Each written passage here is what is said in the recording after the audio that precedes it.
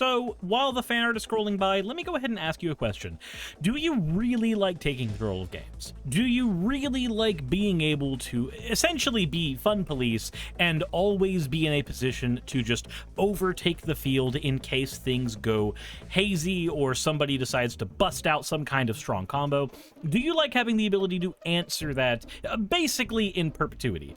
If the answer to that question is yes, then I have a wonderful commander for you. I've done a video on her before, and I need to redo that video, actually. We are talking today, of course, about Marchesa, the Dealer of Death. Now, Marchesa is a very, very interesting commander, and I adore her to bits. I knew that I was going to like this commander when she was previewed, and I got a few chances to play her recently, both at my local tournament and also hosting some games live on my Twitch, which you should go check out. You know, it's just a fun time for everybody. Going over there and playing some card games with me, just a fun thing to do. But that said, I do need to redo the video because now that I've played with full power Marchesa a lot, I have a much better idea of the directions that I would like to take her if I were to redo her budget build. So you may see a revised version of the Marchesa video. Usually whenever I'm making a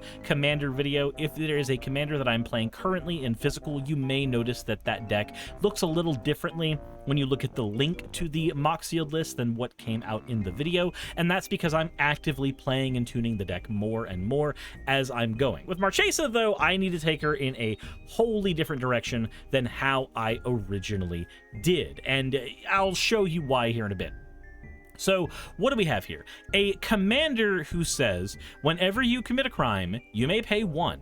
If you do, look at the top 2 cards of your library. Put one of them into your hand and the other into your graveyard. She is a Grixis commander with a booty of 3, which is very important for some of the things we're going to talk about today. And holy crap, you have no idea the amounts of fun you can have with this particular commander. So what are we going to be doing? We are going to be building a Reanimation style deck, very much in the vein of my Sephiroth Dungeon decks, and the way the deck is going to function is we are going to eke out value through a war of attrition until eventually we are the dominant force on the board and we have a chance to swing with a giant board for game. Note, this is a full powered deck, so it is going to be expensive. Please note that there are at least 2 other Marchesa decks you can build if you are on a budget. The one that I've already done a video on that I will include in the description, and when I do a updated version of the budget deck, I may make it a little different by saying, hey, here's a $20 Marchesa deck, or something like that. Something to distinguish it from the $15 build, who knows. But I will be doing that as well, so you have access to the budget version of the deck, and also note that a good chunk of the budget for the deck is sitting in the land base. You could hodgepodge a version of this together by having a bit of a more clunky land base, and that will give you a very close approximation to the deck that I'm playing. Hell, play with the land base from the other Marchesa video, and play with the rest of the non-land 99 in this video. Do it however you want, but this will give you a good starting ground for this commander. Let's go ahead and talk about what we are doing. Starting with our ramp section, we have 10 ramp spells, beginning with Arcane Signet, tapping for any mana that our color identity of our commander requires. A Dimir Signet, it is the lone other signet in the deck, as I kind of cut these bit by bit because I need other types of mana rocks we'll get into in a minute. Fellwar Stone gives us the mana that our opponent has as mana on our board functionally. Talisman of Creativity, Dominance, and Indulgence are the 3 talisman cycle for Grixis. Wayfarer's Bauble can get one of our 3 basic lands onto the battlefield, which is the safest kind of ramp in Magic. Of course, Soul Ring, because I recognize that even though I really do dislike this card, it is still a very powerful card, and there are some decks that like having access to it. This is a Haymaker-style Reanimation deck. It does want access to it for playing big creatures later on in the game. You could cut it, though, if you want to be a better person, but this is literally a crimes deck, so hey, we're doing criminal things. The other 2 mana rocks, these are the reasons I slowly started cutting signets. are Liquid Metal Torque and Honored Heirloom. Now, I love Honored Heirloom. I've sung its praises to high heaven. The only decks that I don't like Honored Heirloom in are decks that specifically have 3-mana commanders usually, because it's very hard to make a choice between dropping a mana rock on turn 3 or playing the literal linchpin of a deck on turn 3. Usually I'll pick the commander, and the Honored Heirloom sits in the hand. However, in this particular deck, this card is nutty because it targets a person to exile a card from their grave. So if we need this to be a crime we can crush on, we can. Liquid Metal Torque also being a crime is wonderful because it can give us a colorless mana, or we can target any non-land permanent and turn it into an artifact. This can be used to dodge certain types of removal. This can be used to supplement certain types of removal. An opponent casts a Vandal Blast and you want somebody's commander to take the hit at the same time. Somebody decides they're going to cast a Farewell, naming everything that isn't a creature. There's a lot of applications with Liquid Metal Torque, but the most primary example is target somebody's thing, call it an artifact, and then trigger Marchesa to effectively draw 1 card and surveil 1 away to the graveyard. The next thing we got to talk about is the Reanimation package of the deck. This is how we are going to be getting all of our threats online, and this is a 13-card deep Reanimation package. Very, very heavy on it because we want to be basically reanimating a creature a turn, so let's begin with the biggest one, well, second biggest one. This is the Virtue of Persistence. It starts out as a 2-mana crime, remove a creature from the board, gain 2 life, which can be relevant in certain situations, and the other side of it allows you to put a creature from any graveyard onto the battlefield under your control at the beginning of your upkeep. Now, this means that we can either reanimate our own big threats or reanimate our opponent's cards, which is a crime, of course. But let's also move on to Animate Dead. Very simple. Pay 2 mana and enchant a creature in your graveyard, and it's basically Premature Burial from Yu-Gi-Oh! It just puts it on the board, gives it -1, -0. Breach the Multiverse commits 3 crimes when you play it, and also fills your grave 4 cards. This is a really good card to come back from a Bojuka Bog. I actually had to use this to come back from my grave being removed a few times in a recent game. So this is a fantastic card. I highly recommend it. It's 3 crimes while also reanimating a card from your graveyard. Dread Return is recurable reanimation as long as you have creatures to sacrifice on your board at least once, because Flashback will exile it afterwards. Malakir Rebirth is one of our lands that can reanimate a creature when it needs to. Sheoldred Whispering 1 reanimates creatures every single upkeep while also getting rid of creatures on our opponent's boards each turn. She is not a crime, however. Sepulchral Primordial, this has Intimidate, so it can swing in for game-ending times when it needs to. But most importantly, it reanimates 3 cards from our opponent's graves and therefore counts as 3 crimes. Victimize, sacks a creature on our board to get 2 creatures from our graveyard onto the battlefield. Stitch Together is very easy to get the threshold ability of this, so it's effectively pay 2 mana, reanimate a creature. Yawgmoth's Vile Offering, a 5-mana reanimate spell. These are typically very clunky, but the Vile Offering for us allows us to put a creature from our graveyard onto the battlefield and then also destroy a creature or planeswalker, effectively making it a crime and a reanimation spell all in one. Then we have Olivia Crimson Bride, Flying Haste. Whenever she attacks, return a creature card from our graveyard to the battlefield attacking, and it says when you don't control a legendary vampire, exile this creature. Be careful with her. Do not reanimate things that you desperately want to recur over and over again. I tend to pull up like an Archon of Cruelty to finish a player off with this, or you know, you can pull up like the Sepulchral Primordial if you really want to just yank something out of your graveyard that will have massive impact, and then if the Primordial goes away, it isn't the worst thing in the entire world. And then finally, Rise of the Dark Realms. Put all creature cards from all graveyards onto the battlefield under your control. It's a very slow, very clunky card, but undoubtedly, if somebody doesn't have a board wipe, or even worse for them, they have a board wipe and you're holding up a counterspell, this card is a game ender. Take everything you've beaten out of everybody throughout the entire game and put it all on your board. Just a fantastic way to close out a game, especially if it's gone long and you really need a way to end the game. But the next thing we got to talk about are the draw engine of the deck.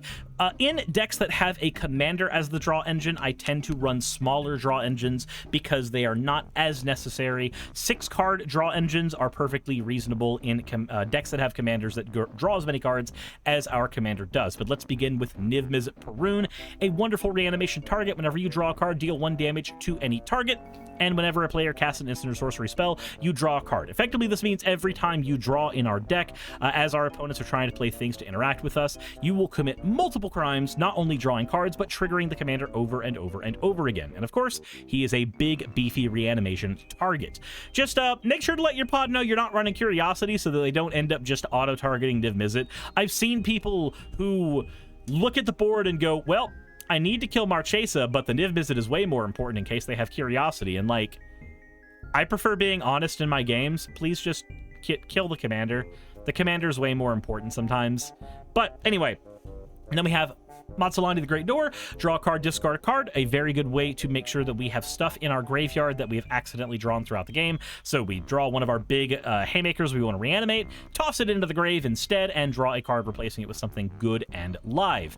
Or we can pay for and flip it into the core, which will add X mana of any one color, where X is the number of permanent cards in our graveyard. Our deck is currently rocking about 48. No, 49. 49 permanents that are not lands. So add the 37 lands in the deck on top of that, and there's only, like 21 cards in the deck total that are actually not permanent. So most everything in the deck, the core will be able to read for that mana. Brass's Tunnel Grinder is a wheel we have access to. Discard any of our dead cards and then draw that many cards +1. And then at the beginning of our end step, if we've descended this turn, which is really easy to do, you descend if a permanent was put in your graveyard from anywhere, which our commander does.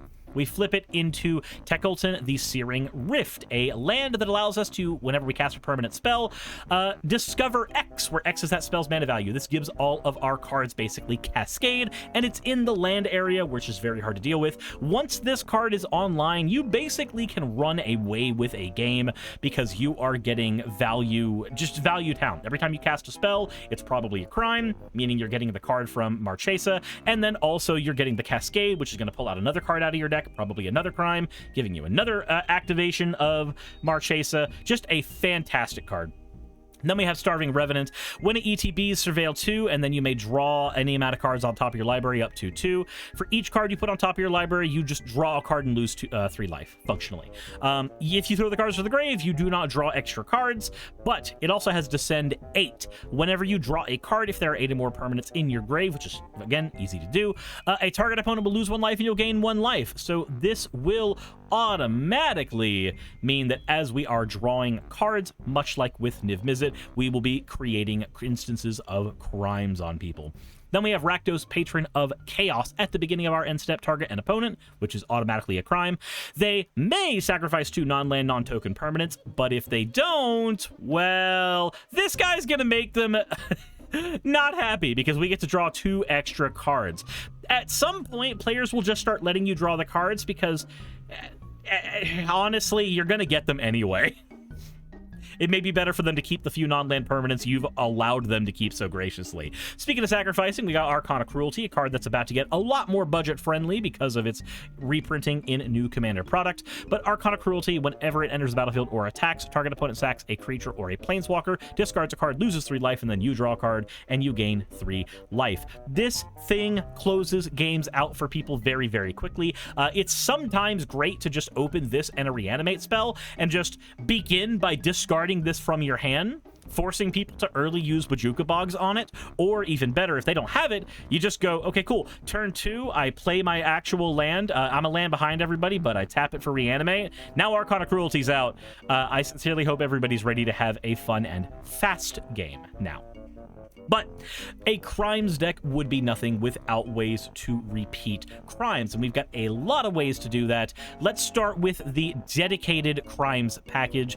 These are the cards that simply do crimes or enable crimes and do nothing else, or benefit from crimes. Beginning with Spatial Binding, a card that I should have included in my other Marchesa list. Again, I will be redoing that list because I have learned so much more about this deck since having a chance to sit down with it in paper and play through a lot with it. But Spatial Binding says pay a life, target permanent cannot phase out until the beginning of the next upkeep. You can use this to stop a Teferi's Protection or a Clever Concealment, or you can use this to just repeatedly pay 1 life and 1 mana to get the top 2 cards of your deck. You get to look through and throw one in the graveyard, throw one into your hand. You get to do it a bunch of times. Every time I've play tested with this thing, it basically just creates a scenario where you've got like 20, 30 cards deeper in your deck. Spatial Binding's ridiculous in this deck. Scrabbling Claws can tap to target a player, and then they exile a card from their graveyard, or we can tap it to sack it and exile a target card from a graveyard and then draw a card. So this is a way to snipe a reanimation away from somebody, but also more importantly, every single turn we can just tap it and get a free crime. Relic of Progenitus, very much the same, except when we use this, it will exile all cards from all graveyards. So be very, very careful if you choose to activate that ability. Then we have Glasses of Urza. This thing is fantastic. We can look at our opponent's hands like we're Pegasus from Yu-Gi-Oh! That is a crime. We are repeating it over and over and over again. And the Glasses of Urza not only is, just a free repeatable crime, but it is giving us game knowledge of stuff our opponents have so we can choose what to do. When I was at the LGS, I Glasses of Urza'd a player who was playing Caesar, and as I hit them with the glasses and got my crime, I found out that right before I was going to hit them with a big strike of reanimation creatures, the dude actually had a ink shield in his hand. So had I hit him, he would have just won the game. Sometimes that game knowledge is very, very important. Then we have Diluvian Primordial, the other Primordial we are running in the deck. ETB, target each opponent and then take an instant or sorcery from their grave and put it onto the stack, basically. You may cast those cards. A wonderful card to not necessarily close out a game, but sometimes, depending on what people have thrown in their graveyards. But otherwise, it's a 5/5 flyer that's going to hit repeatedly, and it activates 3 crimes the minute we pull it out of the grave. Usually, we're not hard casting this 9 times out of 10. Then we have Gisa the Hellraiser. It's got Ward 2, and then they also have to pay 2 life. Skeletons and zombies we control get 1/1 and have Menace, and she is not our only skeleton and zombie creator in the deck. But anytime we commit a crime, create 2 tapped 2/2 blue and black zombie rogue tokens. So she is creating some outlaws for us once every turn, because we are going to be repeating those crimes over and over and over again. Speaking of repeating crimes, the last card in this section is the Glasspool Mimic, which can clone a crime card. It just comes onto the battlefield. It's either mana when we need it to be, or it's, another copy of Diluvian Primordial. Just reuse any of your creatures that do a crime when you have this. Just don't hit the legendary ones or you'll be very, very sad. The next section we got to talk about, these are all going to be crimes of some variety, but these are not dedicated crimes. These are just removal and interaction spells and pieces we have access to so that we can actually function as a good control reanimation deck. Let's begin with our counter spells. This is the negate card. Very, very simple. Everybody's probably got 12 billion copies of this. Counter a non-creature spell. That's most of the time, if we're going to die to something, it's going to be a non-creature spell. Counterspell, counter any spell. Arcane Denial, counter spell, and then people draw cards. Offer You Can't Refuse, counter a non-creature spell, and then tokens get made that are treasures for people. And then the new 3 steps ahead, we can pay 3 to counter a spell, or we can add 3 more to that to create a token of a copy we have.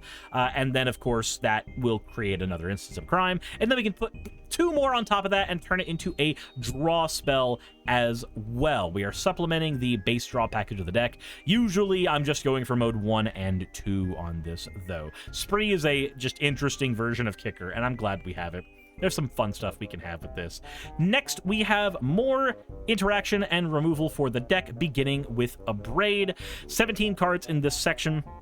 Abrade deals 3 damage to a creature or blows up an artifact. Again, I almost always will include this if a deck has red, because oftentimes somebody drops a Bolus of Citadel and you're just like, no, please don't use the Bolus of Citadel. I'd rather you not.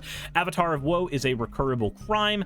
Destroy a creature, it can't be regenerated. And if we have 10 or more creatures in our all graveyards total, which is easy for this deck to accomplish, then it costs 6 less, so we can just hard cast it for 2. Dalek Drone burns a person and blows up a creature they control, and it's got Flying and Menace. Drakaseth Maw of Flames, whenever it attacks, it creates 3 crimes. 4 damage to 1 target and 3 damage to 2 other targets. Hostage Taker gives the deck a very, very needed injection of exiling effects, which Grixis generally struggles with. so we can use this to get rid of stuff that we need to. It also can get rid of artifacts as well, so it's modular. Then we have Hirobi Death's Wail. Anytime somebody becomes a target of a spell or ability, just destroy the creature. Super simple, super easy. Be careful though, this can create scenarios where our commander dies more often, so be ready to pay lots more mana for our commander. Hagar Mauling is a land on one side, removal spell on the other. It's a 4-mana murder. Feed the Swarm can blow up an enchantment or a creature. Meteor Golem will always be in every deck I build ever if I can help it. Meteor Golem's a 3/3 that can blow up any non-land permanent, giving us needed access to enchantment removal.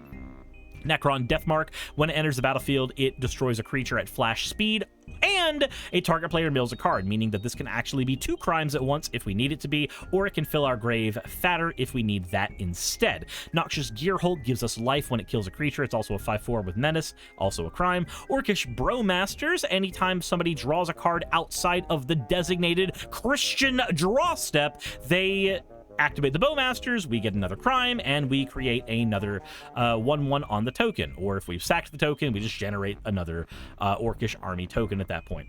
Then we have Sheoldred, the one that flips. She is not a crime when she comes out. She makes everybody sacrifice a non-token creature or planeswalker, but if you flip her, she will automatically be 3 crimes for each opponent. Destroy 1 target creature or planeswalker they control. Then each opponent will mill 3 cards and discard 3 cards, and then she will basically win us the game by putting all creatures from all graveyards onto the battlefield under our control. She is a second copy of Rise of the Dark Realms.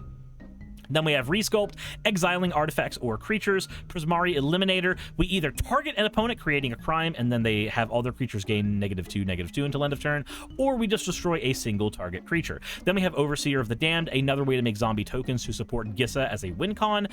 When Overseer of the Damned ETBs, we destroy any target creature. It's also a flyer, so it's going to get in there and do lots of damage. And then we have Visara the Dreadful, a flying 5/5 that can tap to blow up any creature and negate any regeneration clauses that it might have. Also, it gets to confuse the entire table because nobody knows what regenerate means. And it just, look, when you say I blow up things and they can't be regenerated, people start looking at their commander and going, so I can't cast it from the command zone again? And then they get sad. Just run more cards like this because it makes people remember what it's like to have to deal with regeneration in this game.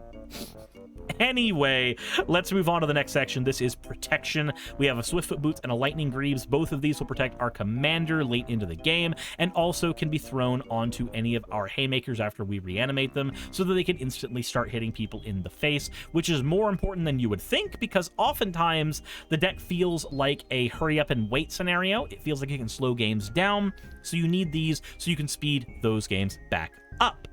Next, let's go into the board wipe section. We have 5 board wipes in this deck because they are all doing something different, starting with Blasphemous Act, basically 1 mana, everything takes 13 damage. I know that there's other text written on this card. I refuse to believe that there is other text written on this card. Cyclonic Rift can be an instant cast crime, getting rid of any non-land permanent, or we can overload it for 7 and get rid of all of our opponent's cards so that we can close out the game. Please, if you're going to Psych Rift, close out the game afterwards. It's very, very agitating for players when they just have their boards reset over and over and over again. Although if you're about to lose, then yeah, just Psych Rift anyway. It's perfectly fine to stop somebody from winning the game. That's an okay thing to do. Massacre Worm makes all creatures on the opponent's boards get -2/-2, and then if a creature an opponent controls dies, which we will be facilitating a lot of, that player loses 2 life. This is a way to speed the game up and close it out. I love it as a alternate win con in this and Sephiroth decks. Mists of Lorien. I love that this card keeps getting its price dropped down lower and lower and lower. This is Budget Cyclonic Rift, a 3-mana sorcery that returns a non-land permanent and every other non-land permanent with the same mana value to their owner's hands, and then it's got Replicate.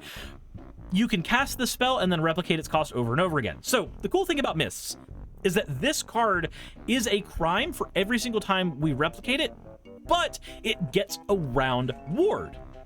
If there is, say, a 4-mana Roaming Throne on the board, and then there is another 4-mana creature somewhere else on the board, you can pay 1 extra mana into the Mist of Lorien, target the 4-mana creature, and then the target only touches the 1 card, and then it says each afterwards. So the Roaming Throne is then hit by a global effect.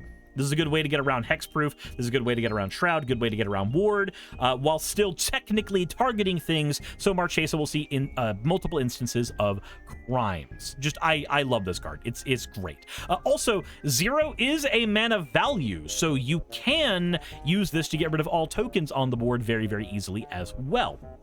And then we have 2 Greedily Too Deep, a reanimation spell that whenever it pulls a creature out of the graveyard, it deals damage equal to its power to each other creature. Now, a fun bit of tech for me to show you. This is Marchesa. She is a 3/4.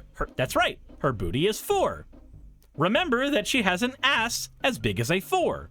This is important because there is another card that I've sung the graces on over and over and over again in this game and on this channel, and it is this guy right here, or I guess girl, because this Meteor Golem has tits. So this Meteor Golem is a 3/3. So when you cast 2 Greedily Too Deep on the Meteor Golem, it can't kill our commander, and also potentially does a big enough board wipe. And then anything that is missing from that board wipe, the Meteor Golem can kill with its own effect. And then that's a crime. I just want to remind people that Meteor Golem is, in fact, one of the most wonderful cards Wizards has ever printed in Magic the Gathering, and I will sing its praises forever. That is all. Except that's not all, because we still got to talk about the land base, and this deck has one of the most interesting land bases I have ever sculpted for a deck. So let's go ahead and get into what we are working with. We have 3 basic lands total. 1 island, 1 mountain, 1 swamp, because we have to make room for a lot of other stuff. 3 Battle Bond lands in here in the Grixis colors. 3 check lands in here in the Grixis colors. We have 3 fetch lands in the Grixis colors. We have 3 flip lands in the Grixis colors. We have 2 Omni lands in Xander's Lounge and Command Tower. We are actually not running the Exotic Orchard in this deck because we simply do not have the space for it. We have 3 Pain lands, of course, in the Grixis colors, and 3 Shock lands in the Grixis colors, along with 3 Slow lands, of course, in Grixis, and then 2 utility lands to close out most of our stuff. Port of Carfel, a land that can reanimate stuff at instant speed. This is a great card to defend yourself with. Bajuka Bog is a crime when you play it, and it gets rid of a person's grave. Wonderful utility. Always include it in black decks if you can. But now we got to talk about the most interesting part of the deck, the crime lands. These are lands that when you play them, they activate 1 or more instances of a crime. This is Pit of Offerings. It comes into the battlefield tapped. It exiles up to 3 target cards from graveyards. It normally taps for colorless, but in our deck, it taps for the colors of anything it's exiled. This is our Exotic Orchard, guys. But most importantly, when we play the land, Marchesa reads it as 3 separate crimes if we target 3 separate cards. Like, it's just such a good card. It's so good in this deck. It's 3 crimes on a land. It is 3 crimes in a trench coat made to look like mana. It is wonderful. Then we have Shizo Death's Storehouse, a legendary land that taps for black, or we can pay black and tap it to give a legendary creature fear until end of turn. That includes our opponent's legendary creatures, so we can either use this to close out the game for us, or we can use this to make sure that our opponents are always getting crimes, no matter what. Then we have Urborg, a black land that can tap and make a creature lose First Strike or Swamp Walk. The creature does not have to have First Strike or Swamp Walk when you use this. The Urborg can just tap it and target a creature for funsies, meaning it's a crime. Talaria can do the same thing. It gets rid of banding. Use this to remind people banding exists. Does anybody remember banding? But Talaria is absolutely fantastic because you just have to target a thing, whether or not it has banding. Then we have Hammerheim, and again, you just gotta target a thing and make it lose all landwalk abilities. This can save you from somebody who's trying to do some, like, Yavimaya Cradle of Growth Forest Walk shenanigans, but most of the time we're just gonna use it to say, hey buddy, my land's a crime. Oh, and the most important crime of all. This is Forbidden Orchard. Add a mana of any color. When you tap it, target an opponent. Give them a 1/1 colorless spirit creature. You targeted them. That was a crime. You shouldn't have done that. Pay 1 mana. Basically, surveil 2. Draw 1. Like, just freaking... It's amazing. Now, in my version of the deck, I do not currently know where I would put more crime lands, but you could, of course, shove as many crime lands as you want. Shizo Death Storehouse has 2 other lands that you can throw in as well, a blue and a red one, and they will serve you well. They come into play untapped, and they do crime stuff. I went with 6, technically 7 if you count the Bajuka Bog, technically 8 if you count the Port of Carfell Revive. I went with that many crime lands because it felt sufficient, but you can obviously increase or decrease that amount if you want. But I think having access to crimes in the back row is very important, because oftentimes you will get hit with something like a Farewell or the new Black Farewell, which looks amazing, and you might not have access to any other cards that could commit or recommit crimes, and you need to refill your graveyard or, you know, refill your hand. These will allow you to just play your commander and then start refilling everything from there, allowing the deck to be incredibly resilient. Now, there is a weakness of the deck, and it is that it can mill itself out very quickly. I have opted not to run an Elixir of Immortality because I feel like if I mill myself out, that is a me problem, and I've let the game go on way too long at that point anyway, so get me out of the game and the other players can finish things off as they want. But if you want to make the deck super resilient, then find room for an Elixir of Immortality, or better yet, maybe like an Eldrazi Shuffle Titan. I don't know. Pick whatever you think would be best to refill your graveyard, but either way, I think you will find that if you play this deck, it is some of the most fun you will ever have playing a Control Reanimator deck. And I say that as a person who has Sephiroth as my favorite deck. I am saying there is a deck that is as fun as Sephiroth on my channel, where I normally try to shove dungeons in everything. I'm saying that this deck that I did not arbitrarily shove dungeons in, though I will find a way to, I'm saying that this deck is just as fun for me as Sephiroth is. Now, time will tell on if that stays the same going forward. But seriously, give this deck a try. It is just a blast to play. You know what's super criminal about this deck? Like, way more than anything else, right? I'm going to show you something. Marchesa, Dealer of Death, EDH Rec. Let's go ahead and take a look at something that is more criminal than the Marchesa deck that I have pulled up. This is the EDH Rec page for Marchesa, Dealer of Death. Notice something really interesting here. Whenever a commander is new and previewed and shown and does as much as she does, generally there's a few thousand decks made for her. Why are there so few decks made for her? There's barely any decks. Normally there's like 200 to 300 in whatever the top theme for Marchesa is. There is no consistency among the themes for Marchesa. You can build her as a Spellslinger deck. People are building her treasures. I don't even know how you're doing that. There's Reanimator style like I've built here, Graveyard Centered, which I think is the same thing. Forced Combat, because goading is also another crime. Like, there are so many different ways you can take this commander, and I went with the Control-y Reanimator way because that's the kind of deck that I love to play anyway. So no matter what you do, you can help. You know how those Wikipedia pages say you can help by expanding it? Help Marchesa by expanding the amount of data that new Marchesa players have for EDH Rec to scrape. I've done my part by making 2 decks. You can do your part by making more. Or, you know, just make multiple copies of the one deck that I've made here, and then it will bug out all the data on there, and the only EDH Rec recommendations will be the cards that I put in, and then everybody will look at my deck and go, oh, you've used only all the best cards from EDH Rec. Oh, how original. And then I'll feel really bad, because that's how EDH Rec works, and there's enough subscribers on this channel that potentially could happen, and it would make me feel like a poser, even though I built this one without that much data scraping, because it's a deck idea that I've already done like multiple times and really enjoy, and I feel like this is a really easy way to like make me kind of hate myself. But, you know, it's a thing you can do to screw with the data scraping of Moxfield, because that's how Moxfield and EDH Rec work.